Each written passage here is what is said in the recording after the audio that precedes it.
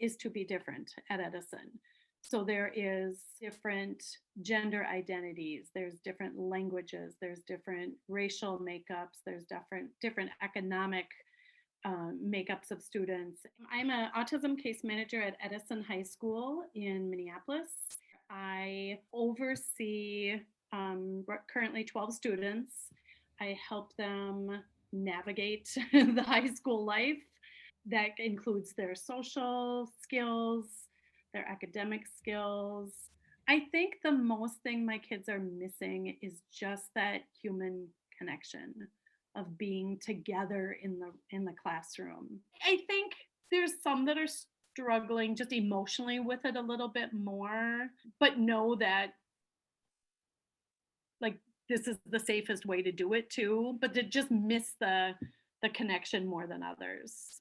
If I had my choice, given what how the virus is going right now, um, as far as having kids in class or not in class, I mean, we had that debate back in November of we're going to have this targeted support and bring certain groups of kids back in, and if we get to a point to be able to do that, to target certain kids that are seriously struggling in this kind of situation, like I'm in favor of that.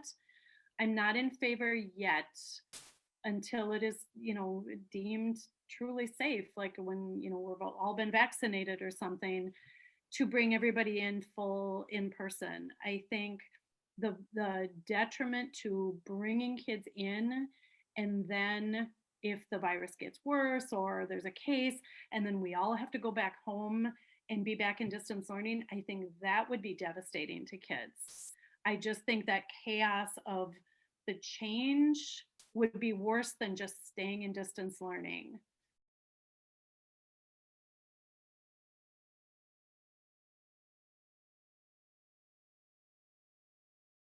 So on very, very short notice, we whipped up a back to school campaign. We're still fighting that battle. Schools are still wavering, even though we're well into September, on what exactly they're going to be doing this year.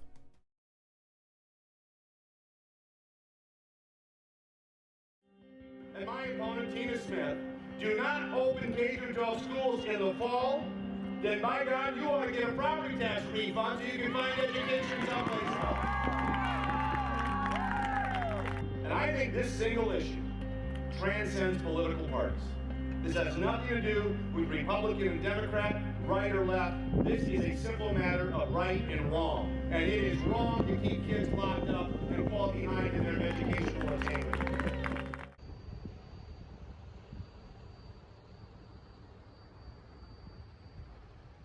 I am Dr. Marcia Wyatt.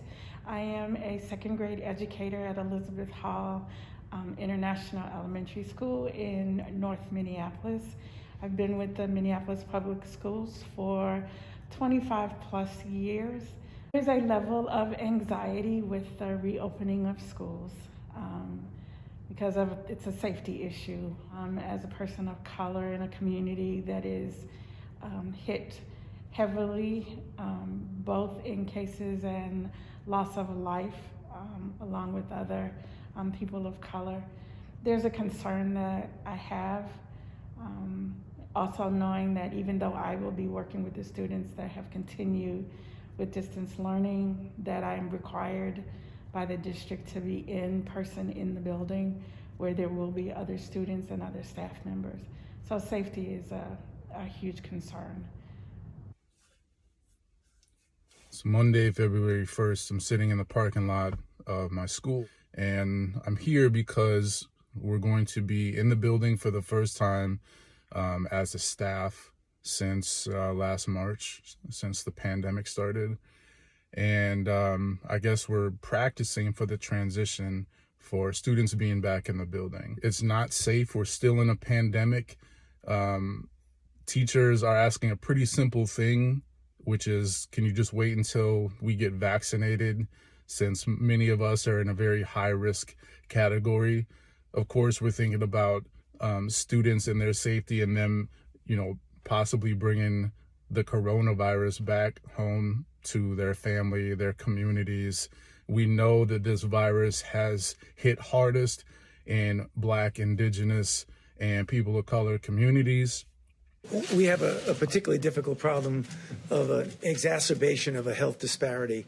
We've known literally forever that diseases like diabetes, hypertension, obesity, and asthma are disproportionately afflicting the minority populations, particularly the African Americans. Unfortunately, when you look at the predisposing conditions that lead to a bad outcome with coronavirus, the things that get people into ICUs, that require intubation and often lead to death, they are just those very comorbidities that are unfortunately disproportionately prevalent in the African American population. So we're very concerned about that. It's very sad. It's nothing we can do about it right now except to try and give them the best possible care to avoid those complications. Thank you. I don't understand what I'm doing here right now in the parking lot,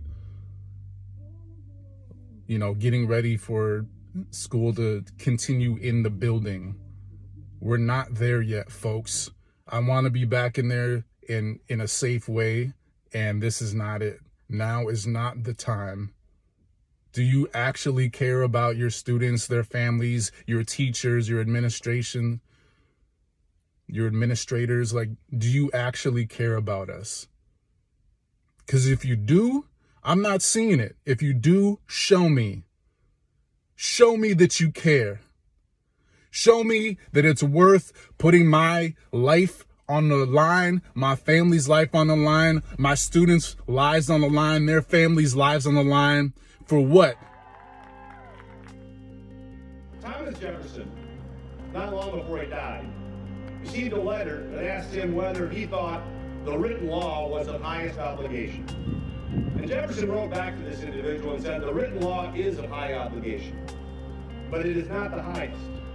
The highest is the laws of necessity, of self-preservation, and of saving our country when in danger.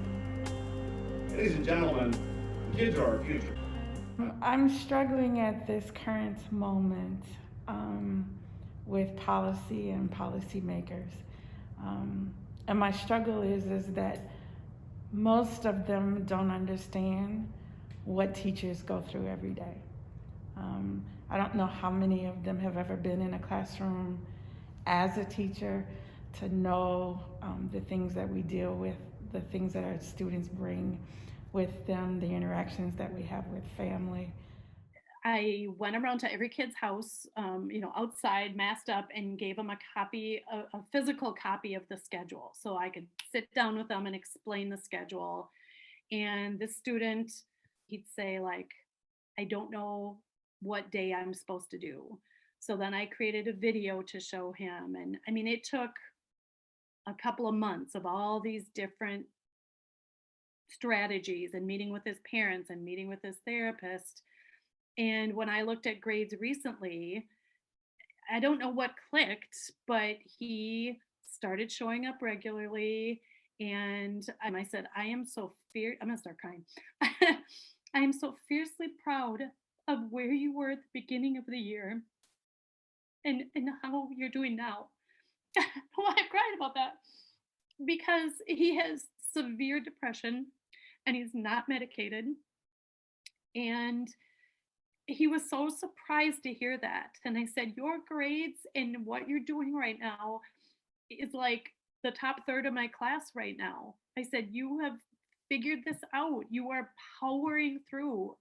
You're stronger than you realize. And that one is just amazing to me because I thought, oh my God, I'm going to lose this kid. And he's doing it. Somehow he's doing it, And I tell the kids, when the kids are complaining about it, I'm like, we all agree this sucks. Like, I'm not going to play like this is the way we like doing this. It's difficult. This has not been good for anyone. We want our students in building. We want to hug them. We want to let them know that we care about them and we love them. And we do that even in the distance learning, but it just looks differently when it's in person. And I understand that parents who are sending their children back to school, you want them out the house. They've been in there locked up. But we want you to be mindful of, especially if you are in a community of color, that your children, that the teachers that they have that are teachers of color, we are at greater risk. If we contract COVID, it is either life or it's death.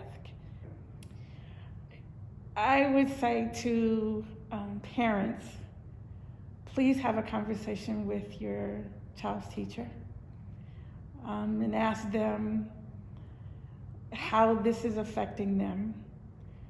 Please know that your child's teacher did not make this decision to have your child return back to school, because each one of us wants them to be safe.